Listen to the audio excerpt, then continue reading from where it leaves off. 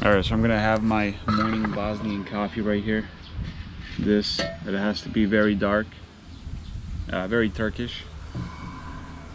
You got the milk, which this is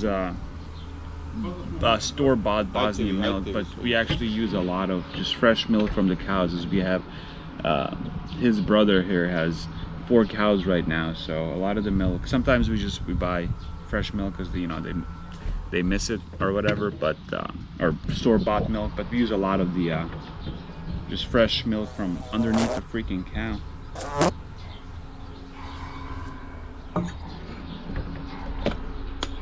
There was a fly in that, so I'm just gonna do it this way. Very nice. We got some chocolate. So these are basically chokoladna kocka. It's basically a square made of chocolate. So Pečeni šećer to je. pečeni šećer. So it's really good actually.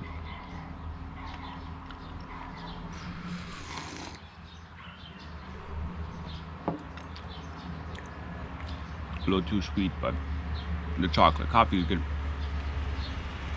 And some water.